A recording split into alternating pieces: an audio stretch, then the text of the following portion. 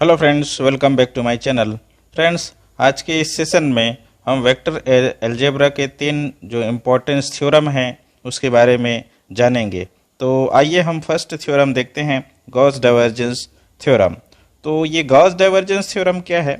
Gauss divergence theorem जो है, जो इंटीग्रल के सरफेस इंटीग्रल हैं और वॉल्यूम इंटीग्रल है उनके बीच का रिलेशन बताती है। तो आइए हम देखें Gauss divergence theorem. According to this theorem, the volume integral of divergence of a vector field over a volume V is equal to the surface integral of that vector field A taken over the surface S which encloses that volume V। तो volume integral क्या बताता है? हमारे पास यदि कोई एक volume हो इस प्रकार, ये ऐसे मान लेते हैं हमारे पास एक वॉल्यूम है, ये एक वॉल्यूम है इस प्रकार, ये हमारा एक वॉल्यूम है। तो इस वॉल्यूम में जो वेक्टर फील्ड है उस वेक्टर के डाइवर्जेंस का इस वॉल्यूम पर जो वॉल्यूम इंटीग्रल है वह इसके सरफेस पर लिए गए उस वेक्टर के सरफेस इंटीग्रल के इक्वल होता है। और इसको हम इस प्रकार रिप्रेजेंट कर सकते हैं कि volume integral of divergence of vector A is equal to surface integral of A. तो फ्रेंड्स, ये गॉस डाइवर्जेंस थ्योरम है। आइए हम देखते हैं, नेक्स्ट है हमारा Green's theorem. According to Green's theorem, if a vector field A is equal to the product of the scalar function phi1 and the gradient of a scalar function phi2।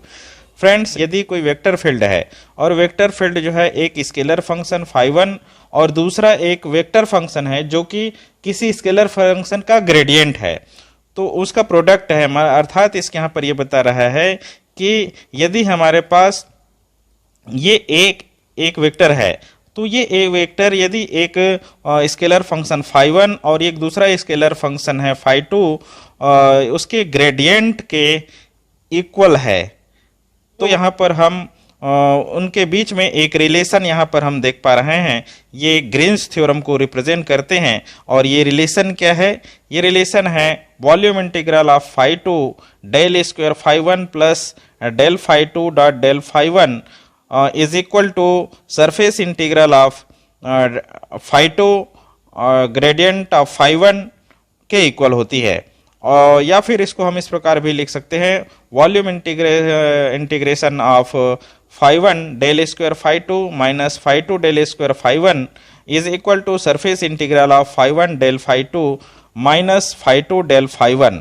तो friends, ये हमारा Green's theorem है। ये भी काफ़ी useful है इन vector algebra. तो यहाँ पर यदि एक वेक्टर है और वेक्टर जो है एक स्केलर फंक्शन और दूसरे स्केलर फंक्शन के ग्रेडियंट के प्रोडक्ट के रूप में लिखा जाता है, तो उस कंडीशन में हम इस थ्योरम का यूज़ करते हैं।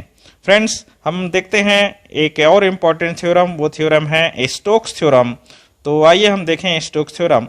According to this theorem, the line integral of a vector field A along the boundary of a closed curve C is equal to the surface integral of curl of that vector field when the surface integral is done over a surface S enclosed by the boundary C।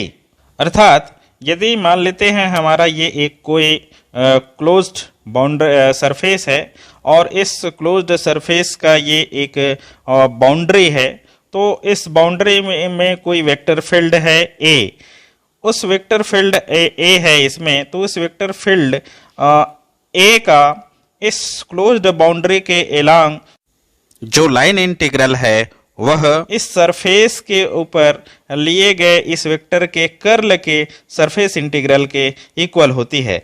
अर्थात यहाँ हम देख पा रहे हैं कि line integral of vector A is equal to surface integral of curl of vector A. अर्थात हमारा जो स्टोक्स थ्योरम है वह लाइन इंटीग्रल और सरफेस इंटीग्रल के बीच का रिलेशन को रिप्रेजेंट करता है। तो और ये रिलेशन है कि कोई वेक्टर का किसी क्लोज्ड बाउंड्री के एलॉन्ग लाइन इंटीग्रल वेक्टर के कर्ल का उस सरफेस के ऊपर लिए गए सरफेस इंटीग्रल के इक्वल होती है। तो फ्रेंड्स, हमने आज के इस सेशन पे 3 इम्पोर्टेंस थ्योरम हमने देखा। इस थ्योरम का काफ़ी इम्पोर्टेंस यूज़ है वेक्टर्स अलजेब्रा में। वो थ्योरम हमने देखे, Gauss divergence theorem, Green's theorem and Stokes theorem. तो ओके फ्रेंड्स, आज के इस सेशन में बस इतना ही। आइए हम आज एक मोटिवेशनल कोट देखते हैं, और मोटिवेशनल कोट है, it is not your mistake to born poor but it's your mistake to die poor. Friends, आपकी गरीबी में पैदा होना यह आपकी गलती नहीं है, लेकिन गरीबी के साथ मरना यह आपकी गलती है। इस कोट्स को बिल गेट्स ने कहा था। Okay friends, if you have any doubt related to today's topics then please ask through comment box, and if you have not subscribed till now then please subscribe and press bell icon to get the notification of every new videos. And okay, thanks for watching my video.